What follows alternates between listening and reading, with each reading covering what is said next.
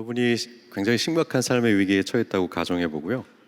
한번 이 질문을 받아보시면 좋을 것 같아요. 회사가 망하기 직전이거나 굉장히 큰 경제적인 위기 앞에서 어떻게 해야 될지 모르는 상황이거나 혹은 건강검진 결과가 좋지 않아서 당장 손을 써야 되는 그 상황에 처해 있다고 한번 가정해 보십시오. 그리고 그때 누군가가 와서 여러분에게 이렇게 얘기를 건넨다고 생각해 보세요. 걱정하지 마세요. 아무 걱정도 하지 마세요. 구원이 곧 올 겁니다. 한 아이가 태어났거든요. 여러분의 다급한 상황에서 누군가가 아이가 태어났으니 걱정하지 마세요 라고 질문해오고 묻는다면 여러분 어떠실 것 같으세요? 아마 속으로 지금 농담하는 건가? 놀리는 건가? 라는 생각도 하고 지금 당장 도움이 필요한데 애가 태어났다는 게 뭐 그리 중요한가? 라는 생각도 아마 하실 것 같습니다. 근데 오늘 우리가 읽은 성경은 구원에 대해서 바로 그렇게 설명을 하고 있습니다. 게다가 그 한 아이가 구원할 것이다 라고 얘기하면서 그 아이가 어떤 아이냐? 놀라운 조언자, 전능한 하나님이라고 불리는 아이라고 얘기를 하고 있어요. 그래서 더 의아하죠. 맨날 숙제도 안 하고 방정리도 안 하는 그 아이가 놀라운 조언자가 될 수 있을까요? 감기 한 번 걸리면 온 집안이 난리가 나는데 그 아이를 전능한 하나님이라고 부를 수 있을까요? 형제끼리 매일 싸우고 엄마 얘가 때렸어 라고 아우성치는 아이를 보면서 평강의 왕이다 라는 생각을 할 수 있을까요? 하지만 이사야는 놀랍게도 그렇게 구원의 이야기를 우리에게 건넵니다. 한 아이가 아수르 제국을 무너뜨리고 세상을 구할 것이고 한 아이가 전쟁을 끝내고 우리에게 영원한 평화를 선물할 것이다. 한 아이 안에서 우리는 구원을 떠올리는 게 너무 어렵습니다. 그래서 오늘 본문을 들어가면서 우리가 꼭 붙들어야 될 질문이 이것입니다. 왜 하나님은 제국을 무너뜨릴 군대 대신 한 아이를 보낸다고 약속하셨을까요? 왜 하나님은 당장 써먹을 수 있는 해결책 대신 오랜 세월을 기다려야 하는 느긋한 구원을 약속하셨을까요? 오늘 이 질문과 함께 우리가 살펴볼 이사야 9장의 말씀을 같이 한번 보면 좋겠습니다. 우리가 읽을 본문 9장을 보시면 1절부터 2절을 다시 한번 보시겠어요? 1절, 2절 같이 한번 읽겠습니다. 시작. 어둠 속에서 고통받던 백성에게 어둠이 거칠 날이 온다. 옛적에는 주님께서 스불론 땅과 납달리 땅으로 멸시를 받게 버려두셨으나 그 뒤로는 주님께서 서쪽 지중해로부터 요단강 동쪽 지역에 이르기까지 그리고 이방 사람이 살고 있는 갈릴리 지역까지 이 모든 지역을 영화롭게 하실 것이다. 어둠 속에 헤매던 백성이 큰 빛을 보았고 죽음의 그림자가 드리운 땅에 사는 사람들에게 빛이 비쳤다. 저희는 이제 3주 동안 이사야를 통해서 대림절에 꼭 필요한 말씀을 살펴보려고 합니다. 9장, 11장, 35장 이렇게 세 번의 이야기를 살펴보려고 하는데요. 이 9장, 11장, 35장은 전통적으로 교회에서는 메시아 탄생을 예고한 중요한 본문으로 다룹니다. 그러니까 쉽게 말하면 메시아가 온다고 했지 여기 기록돼 있잖아 거봐 이런 본문으로 이해하는 9장, 11장, 35장의 이야기라는 것이죠. 근데 오늘 저희는 조금 다르게 읽어보려고 해요. 그러니까 거봐 이루어졌지 라는 확신을 주는 이야기라기보다 이 본문들이 갖고 있는 독특한 설명을 좀 찾아가 보려고 합니다. 다시 말해서 9장, 11장, 35장이 갖고 있는 하나님이 우리에게 건네시는 구원의 이야기로 도대체 구원을 어떻게 설명하는 거지? 그래서 구원이란 무엇이지? 라는 질문과 함께 이 세 장을 살펴보려고 하는데요. 그래서 각각의 본문이 지닌 독특한 메시지를 찾고자 하는데 그런 관점에서 오늘 본문을 보면 아주 중요한 특징들을 설명하는데 먼저 1절, 2절 보시면 어떤 특징이 나옵니까? 어둠 속에 빛이 비춘다. 그리고 주목해야 될 건 그것이 예루살렘이 아니고 스불론과 납달리 이방인들의 갈릴리 지역에서부터 구원의 빛이 비춘다라고 시작이 되고 있다는 것이죠. 이게 무슨 뜻일까요? 구원의 빛은 항상 예루살렘, 경제, 정치, 종교의 중심인 예루살렘으로부터 시작된 거라고 우리가 떠올리고 상상하기가 쉽습니다. 그런데 오늘 이사야는 구원의 시작이 전혀 뜻밖의 스불론, 납달리 그리고 갈릴리 지역에 시작된다라고 얘기하고 있죠. 이게 무슨 뜻일까요? 어떤 의미일까요?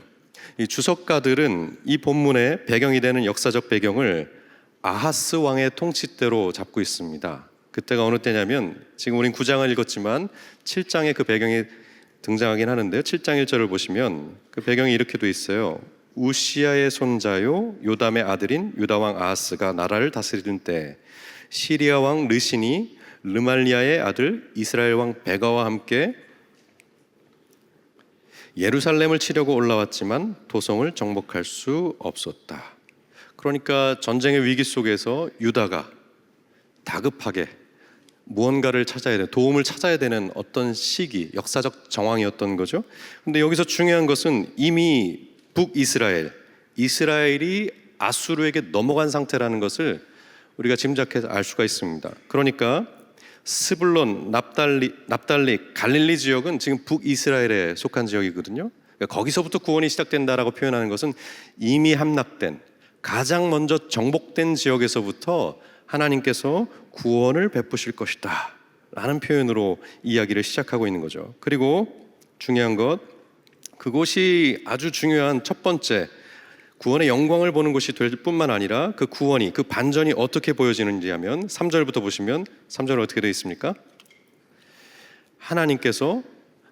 주님께서 그들에게 큰 빛을 주셨고 그들을 행복하게 하셨습니다.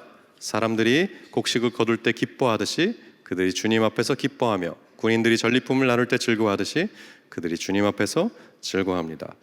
그 구원이 어떤 모습으로 우리에게 보여지는지 자세하게 묘사하는데, 첫 번째, 곡식 거둘 때처럼 기뻐할 것이다, 추수 때처럼 행복해할 것이다 라고 얘기하죠. 생각해 보시죠. 이 고대 근동 사회에서, 농경 중심 사회에서 추수 때 아주 충분한 수확을 거둔다는 것이 얼마나 큰 기쁨이었을까요? 지금도 농사가 어렵지만 그때 그 충분한 기술력을 갖지 못한 그 시기에 날씨 때문에, 병충해 때문에 한 해 동안 애써 키워온 농작물들이 추수 때, 제때 걷어들이지 못하고 충분히 걷어들이지 못했던 경우들이 얼마나 많았을까요? 추수할 때가 되어서 씨 뿌리고 물 주고 잡초 뽑고 온갖 정성을 베풀었던 그 곡식들이 충분히 수확된다는 것은 얼마나 큰 기쁨이고 행복이었을까? 추수를 앞두고 불안해하고 걱정해하던 사람들에게 이보다 더 기쁜 소식이 있었을까요? 예, 정확하게 그 시대 사람들이 이해할 만한 이야기로서 불안해하고 두려워하지만 충분히 보상받을, 충분히 안정될 새로운 시기가 올 것이다 라고 얘기하는 거죠. 마찬가지로 전리품을 나눈 즐거움도 마찬가지죠. 전쟁은 극도의 불안과 두려움의 시기죠. 정말 언제 우리가 죽임을 당할지, 포로로 끌려갈지, 노예가 될지, 우리 마을이 불탈지, 이 조마조마한 심정에서 그 전쟁의 때를 살아갈 수밖에 없습니다. 그런데 결론 어떻게 나오는 거죠? 전리품을 취하는 기쁨. 그러니까 단순히 물건을 더 빼앗아 왔다라는 게 아니고 이 전쟁이 종식되고 더 이상 불안해하지 않아도 되는, 두려워하지 않아도 되는 그런 때로 접어들 것이다 라는 이야기로서 이 이야기를 건네고 있었다는 겁니다. 그리고 4절부터 5절에서는 뭐라 그럽니까? 이때가 확실한 게 미디안의 때처럼 이라고 돼 있어요. 미디안의 때, 미디안을 치시던 날 때처럼. 이건 성경을 읽어본 분들이라면 대충 짐작을 하실 텐데요, 사사기 6장에서 7장에 나오는 이야기를 배경으로 합니다. 다시 말해서 기드온 시기를 얘기하는 거죠. 기드온 시기에 당시 이스라엘은 미디안이란 나라에 7년 동안 압제를 받으며 살았었습니다.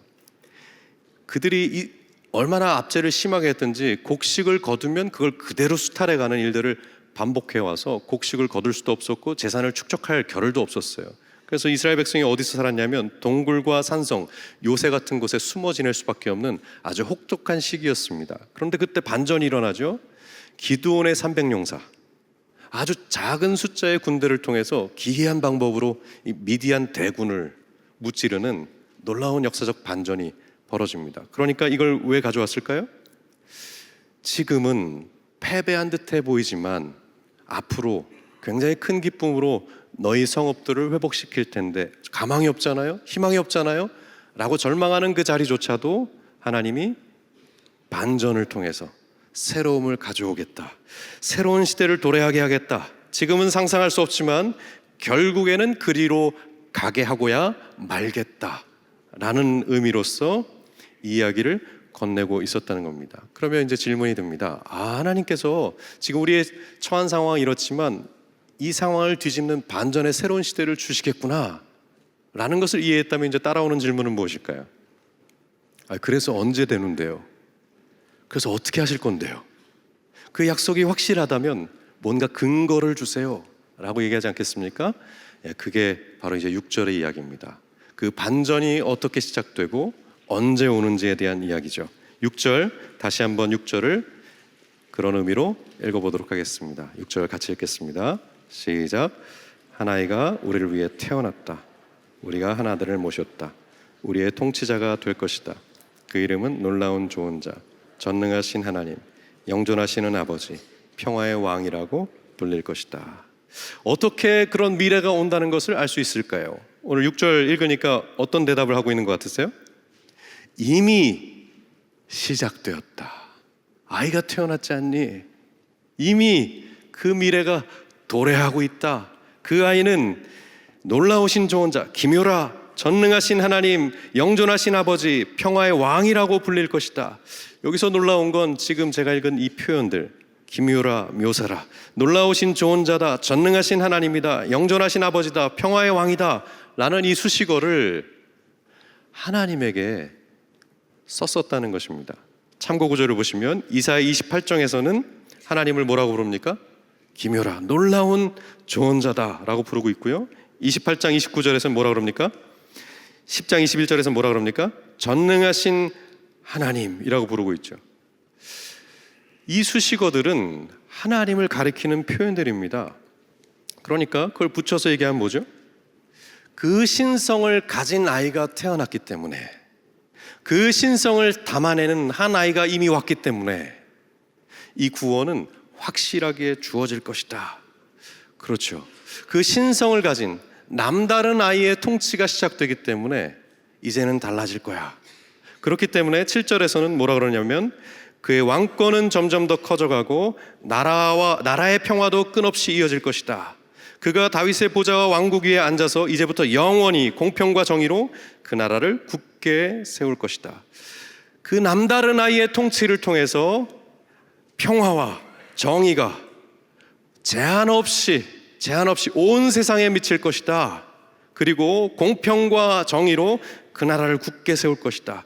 이것도 굉장히 중요한 표현인데요, 이사야 5장 7절에서 보면 지금 이스라엘 사회에 공평과 정의가 없다는 한탄을 합니다. 그러니까 이 한 아이, 남다른 아이, 신성을 담보한 이 아이의 통치를 통해서 평화가 주어질 뿐만 아니라 공평과 정의라는 새로운 가치들이 이 사회 안에 자리 잡게 되면서 그의 통치가 영속할 것이다 라고 얘기하고 있죠. 하지만 우리가 이 6절을 읽으면서도 계속 질문이 드는 건 뭐죠? 그래, 알겠어. 정말 그렇게 이 세상이 새로워질 걸 기대할 수도 있고 희망하면서 정말 우리가 그 시간을 기다릴 수는 있겠어. 근데 정말 한 아이가 그런 미래를 가져올 수 있다는 게 정말 가능한 이야기야? 라는 질문을 자연스럽게 할 수밖에 없죠. 이게 사실 당혹스러운 이야기가 될 수밖에 없습니다. 그런 혁명적인 세상, 공의와 정의를 가져오고 그의 통치가 영원히 미치는 새로운 세상을 가져온다라고 전제한다면 지금 필요한 건 무엇일까요? 힘 있는 권력자죠. 아이여서는 안 되는 겁니다. 왜요? 아이 키워보셔서 아시잖아요. 아이 키우면서 밤에 아이가 잠을 자지 못하고 기침을 하면 무슨 생각이 들죠? 아이 한 열을 키우면 안심할지도 모르겠어요. 근데 첫 아이를 끌어안고 아이가 열이 끓으면서 밤새 낑낑 앓면 무슨 두려움이 찾아옵니까? 이 아이가 정말 내일 건강하게 눈을 뜰 수 있을까? 그러니까 아이를 키울 때 우리의 마음은 늘 조마조마함이에요. 미래에 어떻게 되고가 아니고 오늘 여기서 이 아이가 건강하게 잘 자랄 수 있을까? 라는 조마조마함이죠. 걸음마를 배우고 학교를 가기 싫다고 떼를 쓰는 아이, 그 아이를 향해서 정말 이 아이가 어느 정도 컸을 때 이 아이를 통해서 세상에 구원이 오겠다는 것을 우리가 정말 믿으면서 기다리면서 우리의 세월을 보낼 수 있을까? 라고 물었을 때 아이보다 더 좋은 건 뭐죠?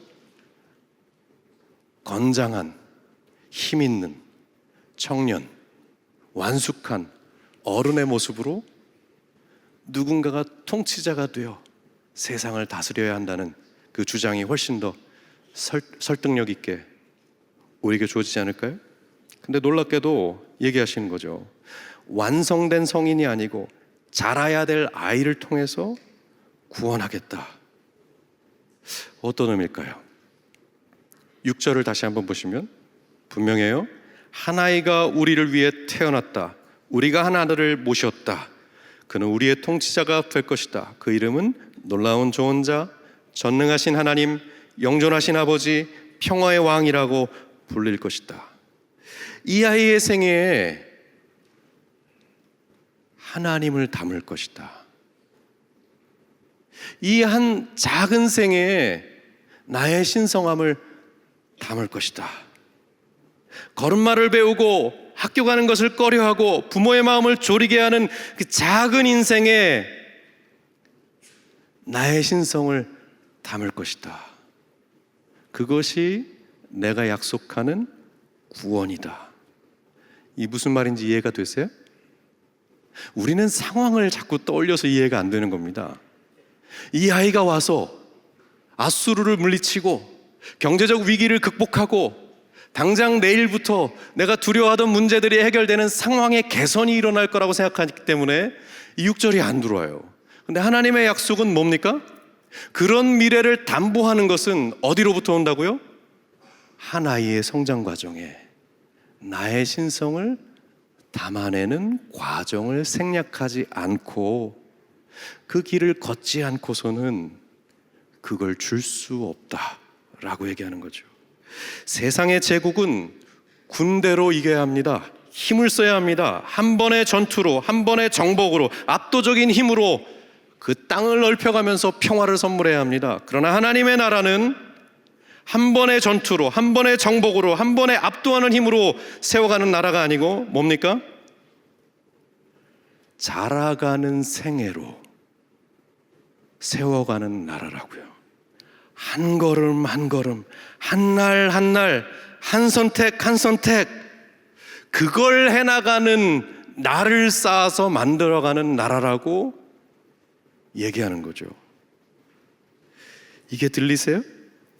하나님의 구원은 힘의 압도적인 구원이 아닙니다. 하나님의 구원은 무엇입니까? 작고 여린 존재가 어떻게 나의 신성을 담아낼 수 있는가? 이 한 사람이 어떻게 하나님의 신성을 담아내는 존재가 될 수 있는가? 그 과정을 건너뛰지 않고서는 그 나라를 줄 수 없다고 우리에게 얘기하시는 거죠. 정말일까요? 정말 한 사람 한 사람의 존재의 변혁을 과정과 디딤돌로 삼아 새로운 세상을 여실까요? 맞아요. 성경 그 얘기를 하고 있는 거예요. 성경을 보실까요? 마태복음 4장을 한번 보겠습니다. 예수님의 이야기로 들어가 볼 텐데요. 마태복음에 아주 특별한 언급이 되어 있습니다. 4장 12절부터 한번 17절까지 좀 길지만 확인하고자 하는 마음으로 한번 읽어보도록 하겠습니다. 12절부터 읽겠습니다. 시작. 예수께서 갈릴리로 돌아가셨다. 그리고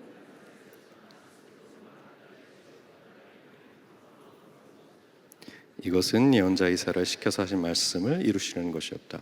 스불론과 납달리 땅 요단강 건너편 바다로 가는 길목 이방 사람들의 갈릴리 어둠에 앉아있는 백성이 큰 빛을 보았고 그늘진 죽음의 땅에 앉은 사람들에게 빛이 비추었다. 그때부터 예수께서는 회개하여라 하늘나라가 가까이 왔다 하고 선포하기 시작하였다. 마태는 급진적인 선언을 합니다. 예수를 가리켜서 무엇이라고 얘기하죠? 이사야가 예고한 그 아이다. 그 사람이 왔다. 봐라, 이사야가 얘기했듯이 그는 스불론 납달리 지역 가버나움에 가서 사셨다. 거기 살고 있는 이 사람을 봐라. 그 사람 때문에 큰 빛이 이 죽음의 땅에 비추기 시작했다. 이사야가 예언한 그 구원자, 영원한 통치를 가져올 그 구원자, 메시아, 그가 예수다. 그가 제국을 무너뜨리고 평화를 선물하고 영원한 통치를 가져올 것이다 라고 얘기하고 있죠. 그래서 우린 주목해 봐야 됩니다. 정말 예수가 예고된 그 사람이라면 뭘 봐야 될까요? 그래서 어떤 삶을 살았는데 도대체 어떤 인물이길래 그 구원이 왔다고 얘기하는 거야? 우린 그렇게 질문하면서 예수의 삶을 다시 펼쳐내기 시작합니다. 복음서 처음부터 끝까지 예수의 생애를 파노라마처럼 보기 시작하죠. 그리고 당혹하기 시작해요. 왜요? 별거 없거든요. 별거 없어서 놀라는 거죠. 왜요? 생각해 보세요. 구유에서 태어나셨어요. 마국간에서 가난한 가정에서 미혼모의 낙인을 받아서 그 가난한 가정에 태어나십니다. 그분은 적합한 학벌이 없었어요. 만약에 그 당시 바리새인들과 비슷한 학벌을 가지셨다면 그렇게 미움을 받지 않으셨을 거예요. 동문이란 이름으로 그렇게 미움을 받지 않았을 거예요. 학벌이 없습니다. 인맥도 없습니다. 적절한 배경이 없습니다. 소위 말해서 세상에서 찾는 성공의 표식이라는 것은 하나도 없습니다. 남은 건 뭐죠? 33살 갈릴리 한켠에서 치열하게 살다가 죽었네. 일찍 죽었네? 이게 메시아 예수가 남겨준 삶의 스토리예요. 그분은 치열하게 공생애를 사셨어요. 짧고 굵게 사셨죠. 근데 안타까운 건 하나님 나라를 선포하며 시작했던 그의 생애가 죽음으로 끝났다는 게 충격적이라는 것입니다. 그 죽음 때문에 로마가 바뀌지 않았습니다. 종교 지도자들이 하루아침에 물갈이 되지도 않았습니다. 헤롯의 권력이 흔들린 적이 없습니다. 사람들은 여전히 가난했고 그들의 고달픈 삶을 스스로 걱정해야 하는 그런 현실은 아무것도 달라지지 않았죠. 제가 너무 과하게 이야기하는 걸까요? 아니요. 엠마오로 가는 제자들의 이야기를 기억하시나요?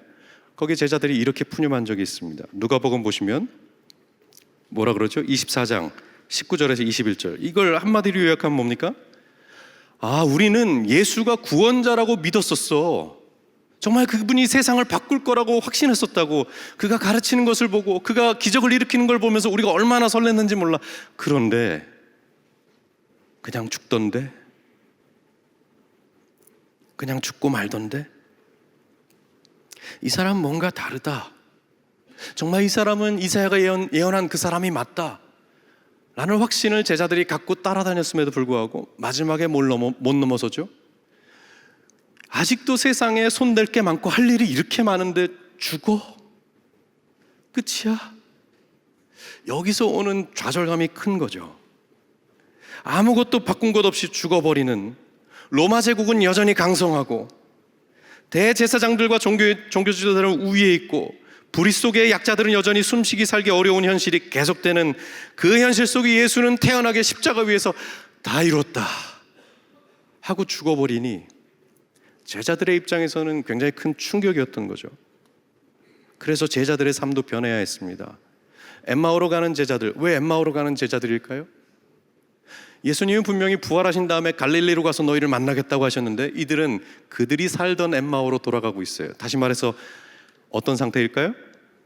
우리를 설레게 했던 예수가 죽었으니 우리의 삶은 오롯이 우리 몫이야. 이 현실을 걱정하면서 생계를 고민하면서 살아야 될 그 자리로 가서 다시 예전처럼 살아남아야 해. 이건 그 당시의 제자들만의 고민이 아니죠. 오늘 여기 살아가는 우리의 고민이기도 합니다. 잠깐 예배당에 와서 가슴이 설렐 수는 있습니다.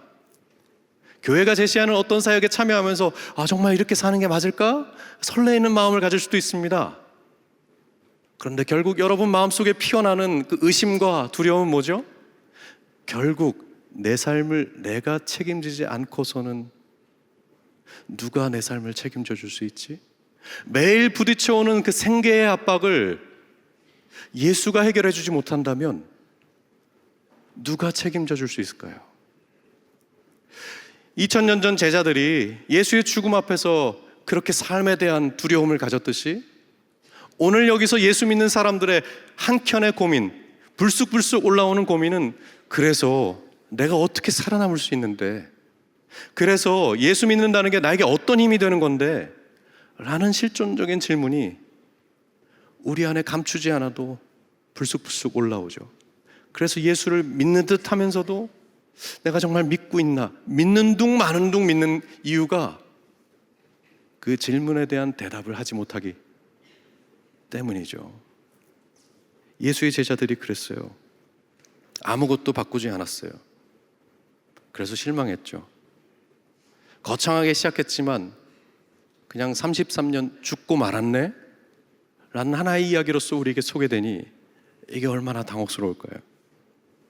그런데 여러분 아시겠지만 하나님은 그의 생애에 대해서 다른 평가를 합니다. 오늘 본문을 찾아보진 않겠지만 예수의 생애에 대해서 굉장히 높이는 이야기들을 많이 하세요. 그 이야기를 한마디로 요약하면 이겁니다. 그의 삶이 충분했다. 그의 삶이 나의 뜻을 이루었다. 이 평가 때문에 헷갈리기 시작하는 거죠. 이 상반된 우리가 보는 바와 하나님이 보는 바가 다르기 때문에 당혹하는 거죠. 아니 정말 세상을 안 바꿨다니까요. 로마가 그대로 있었다니까요. 근데 그의 삶이 충분했다고요? 새로운 나라를 들여올 것처럼 얘기했는데 그의 삶이 충분하다니요. 어떻게 그런 얘기를 하실 수 있습니까? 어떻게 하나님은 그의 삶이 충분했다고 얘기하실까요?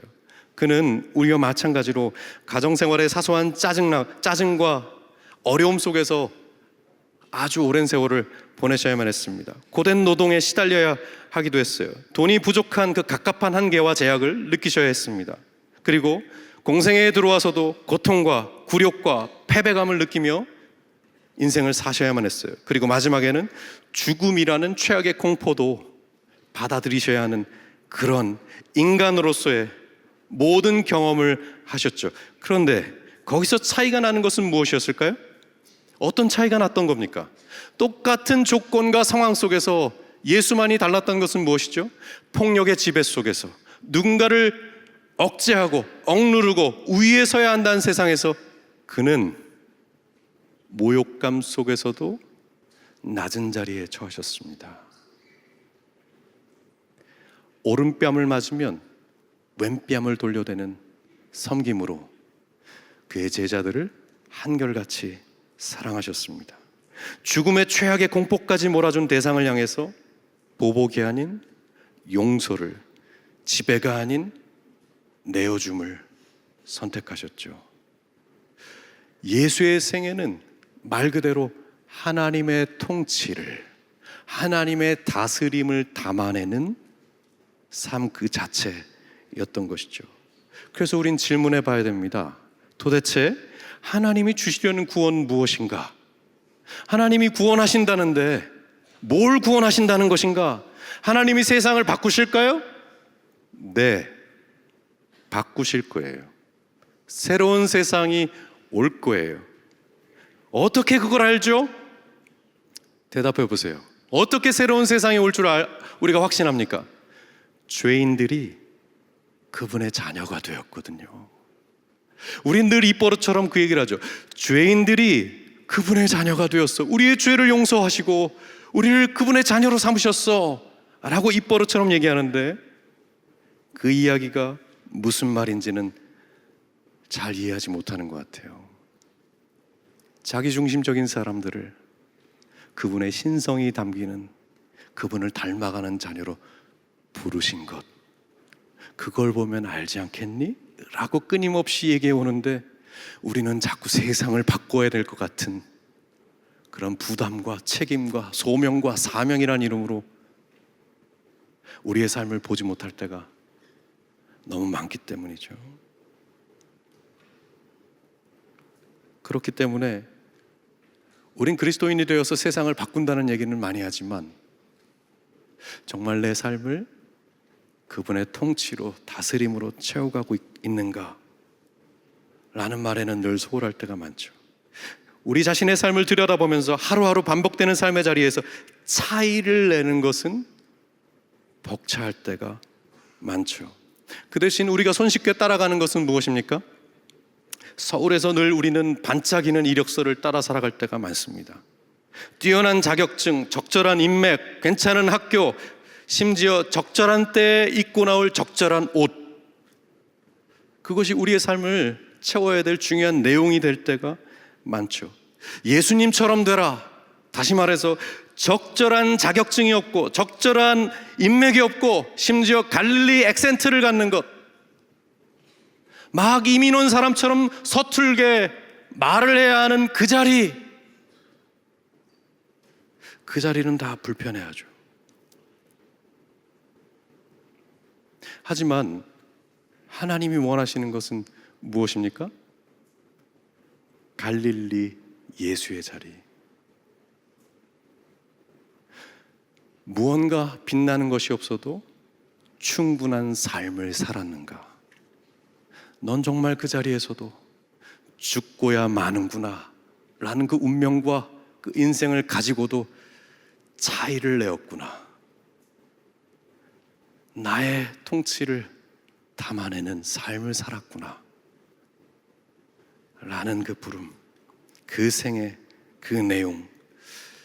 제가 이렇게 얘기하면 이게 예수님이니까 그렇게 사시는 거 아닐까요? 라고 질문하실 수 있을 것 같아서 하나를 더 보고 마무리하려고 해요. 우리 지난 10월에 바울의 이야기를 살펴봤어요. 바울의 이야기가 주는 메시지가 뭐였는지 기억하십니까? 제가 바울의 이야기를 하면서 그리로 빨리 가지 말자고는 계속 얘기했죠. 위대한 전도자 바울, 교회를 세웠던 바울, 이렇게는 가지 말자고 얘기했었죠. 그럼 뭡니까? 바울의 생애가 우리에게 중요하게 소개되어야 할 이유가 있다면 뭘까요? 바울은 스스로 이렇게 얘기해요. 디모데전서 1장 12절 보시면, 나는 나에게 능력을 주시는 우리 주 그리스도 예수께 감사드립니다. 주님께서 나를 신실하게 여기셔서 나에게 이 직분을 맡겨주셨습니다.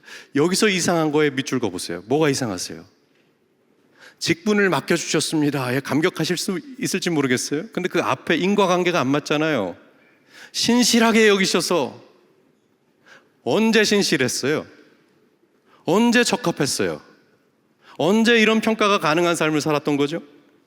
아니, 바울이 증명한 게 없어요. 바울이 자격을 주장할 만한 자리에 있지 않아요. 바울은 오히려 정반대편에 있었죠. 예수 믿는 사람들을 잡아서 죽이는, 가두는 그 편에 있었어요. 그렇기 때문에 신실하게 여겨? 이건 넌센스예요. 이걸 잘해왔기 때문에 내가 더 큰 일을 맡겼다? 말이 안 되는 거죠. 그런데 왜 이렇게 얘기할까요? 우리가 생각하는 그 무엇과는 다른 각도에서 바울의 생애를 바라보고 있다는 것이죠. 그래서 제가 바울의 회심 이야기를 아주 진지하게 다뤘습니다. 특별히 사도행전 9장에서 바울의 회심 장면에서 그의 눈이 가리워졌다는 것이 아주 중요한 과정이었다는 것을 설명했었죠. 그리고 이런 예를 들었었어요. 한강에 가까운 지하철역에서 한강 입구까지 한 20분 되는 거리를 늘 잘 걷던 사람이 장애 체험을 한다고 눈을 가려두고 걷게 했더니 무슨 변화가 일어나는지에 대한 이야기를 한번 들려드린 적이 있었어요. 기억하시나요? 뭐가 차이였죠? 길도 같고 목적지도 같은데 눈이 감기니까 20분이면 산책하면서 갈 거리를 4시간에 걸려서 도착했었죠. 뭐가 달라진 거죠? 눈이 감기니까, 보는 방식이 바뀌니까 속도가 달라지고 의존하는 게 달라지고 위험하고 안전하다라는 것이 바뀌는 전혀 낯선 세계로 들어가죠. 심지어 옆 사람에 대해서도 새롭게 평가하고 판단해야 됩니다. 눈을 떴을 때 이 사람의 손을 잡은 거하고 내가 눈을 감고서도 이 사람의 손을 잡을 수 있는지, 그것도 다 달리 생각해 봐야 되는 새로운 현실로 진입한다고 얘기를 했었죠. 마치 이것처럼 하나님이 바울의 여정 속에서 아주 중요한 회심의 과정을 다루면서 눈에 비늘 같은 것을 벗겨내는, 감기였다가 새로 뜨게 하는 그 감각의 변화, 새로움을 주신 이유를 설명했었어요. 그건 뭐였습니까?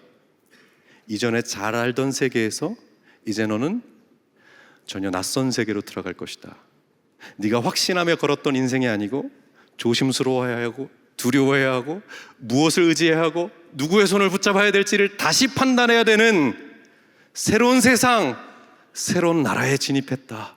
너 이제부터 그거 배워야 한다 라는 의미로 바울의 회심이 우리에게 소개됐다는 것을 살펴봤었죠. 결국 바울의 인생을 통해서 뭘 말하고 싶은 겁니까?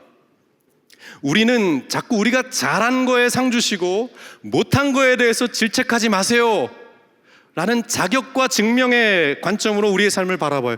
그러나 하나님은 바울을 통해서 우리에게 말씀하시는 게 뭐죠? 얘는 분명히 나를 팔았잖아.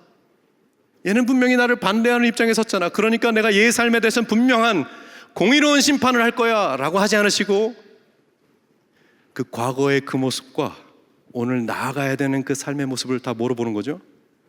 성장해야 될 인생으로 보는 겁니다. 새로운 나라 안에서 눈을 떠서 새롭게 배워가고 성장해야 될 인생으로 보는 거죠. 마치 예수님처럼 한 아이로 태어나서 그분의 통치 안에, 그 다스림 안에 풍요롭게 자라난 성인이 되었을 때 어떤 삶을 사는 줄 알아? 빛나는 거 없어도 빛나던데, 충분하지 않다고 얘기해도 충분하다고 얘기하는데,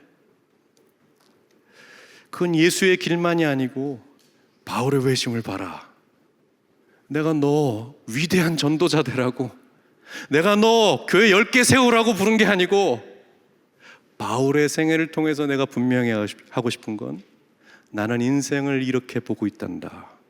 눈을 떠야 되고 성장을 해서 진정한 삶을 산다는 게 무엇인지 인생 전체를 통해서 내가 기다리고 함께하며 성장해 가는 과정을 생략하지 않겠다고 얘기하고 싶은 거야.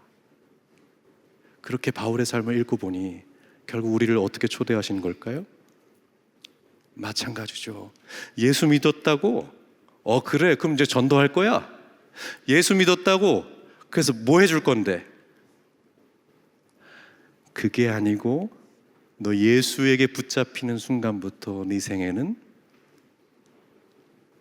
충분한 삶, 그 나라를 담아내는 삶, 새로운 세상을 담아내는 삶으로 충만해져야 한다 라는 부르심으로 내가 너를 불렀다는 걸 잊으면 안 돼 라는 것이죠. 그러면 어떻게 해야 될까요? 제가 사진을 하나 가져왔는데요, 한번 사진을 보실까요? 누구일까요? 저랑 안 닮아서 저인 걸 모르실 것 같은데, 제 사진입니다. 찍어서 남기지 말아주세요. 저만 갖고 있을게요. 그러니까 여러분도 여러분의 어린 시절 사진을 보시라는 거예요. 여러분 그 어린 시절을 지내면서 어떠셨어요? 제 어린 시절 모습이 부모님 눈에 어땠을까요? 물론 사랑스럽고 충분한 아이였을 수도 있어요. 그런데 우린 자라면서 항상 이런 얘기를 듣죠. 기대에 미치지 못했다 라는 이야기를 늘 듣고 자라고 그런 눈초리를 받을 때가 있습니다. 그래서 이런 질문을 받죠. 너 커서 뭐 될래? 그렇게 나긋나긋 묻다가 조금 심해지면 뭐라 그러죠? 뭐라 그럽니까? 너 이러다 어떡하려고? 우리가 자라면서 누군가로부터 들어왔던 질문이고 이야기죠. 그런데 안타깝게도 우리는 자라면서 그 이야기를 수용하기 시작합니다. 처음엔 타인이, 부모가, 누군가가 나에게 물어오는 질문이었지만 자라가면서 스스로에게 검열하는 질문이 되죠. 그래, 내가 뭐가 됐지? 기대에 미치지 못하고 그저 그런 삶을 살아가면서 오늘도 어떻게 먹고 살아야 될까? 누군가처럼 더 많이 벌어놨다면 이런 걱정은 안 할 텐데 기대에 미치지 못하는구나 라는 눈초리로 자기 자신을 볼 때가 많죠. 난 뭘 해냈지? 난 어떤 쓸모가 있지? 늘 그런 질문이 우리의 삶을 채울 때가 많습니다. 그런데 하나님은 우리의 삶을 어떻게 보실까요?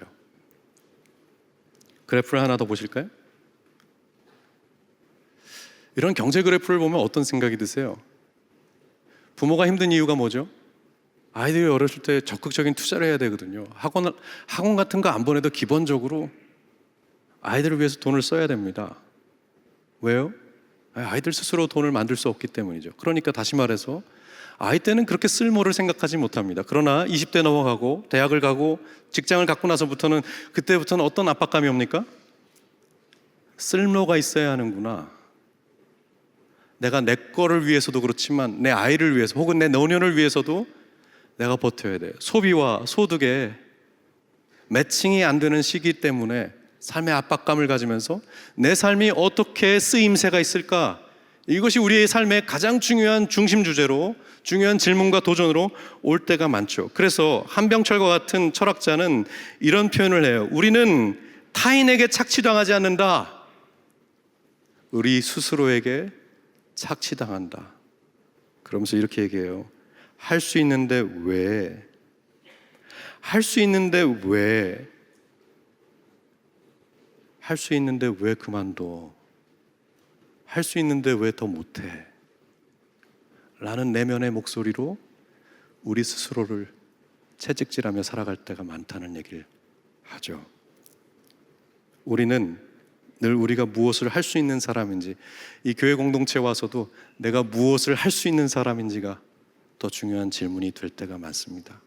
그러나 하나님은 오늘 이 대림절을 통해서, 이사야 9장을 통해서 여러분의 삶을 진지하게 초대하시는 거죠.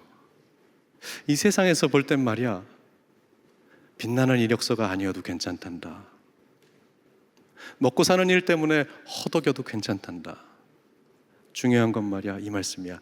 한 아이가 기묘라, 모사라, 전능자라.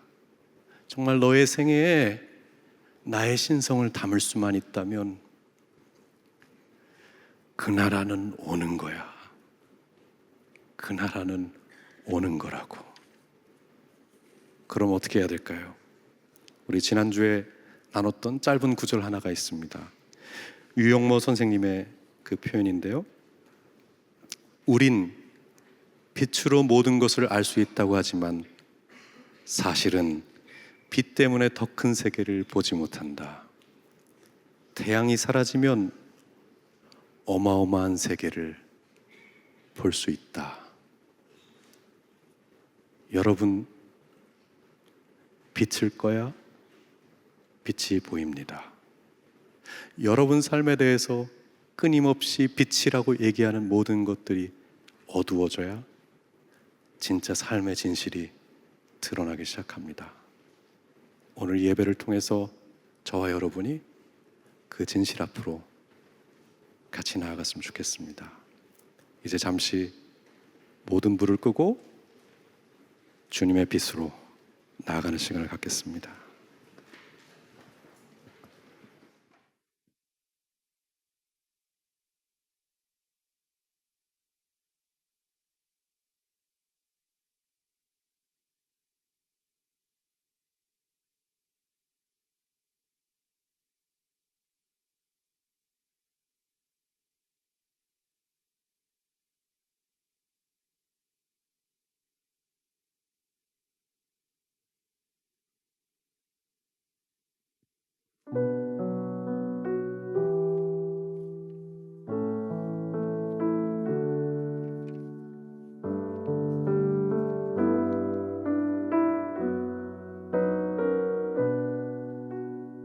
내 마음속을 비추시는 주님, 어둠에서 나를 지켜주소서. 내 마음속을 비추시는 주님, 당신 사랑 안에 쉬리라. 내 마음속을 비추시는 주님, 어둠에서 나를 지켜주소서. 내 마음속을 비추시는 주님, 당신 사랑 안에 쉬리라. 내 마음속을 비추시는 주님, 어둠에서 나를 지켜주소서. 내 마음속을 비추시는 주님, 당신 사랑 안에 쉬리라. 내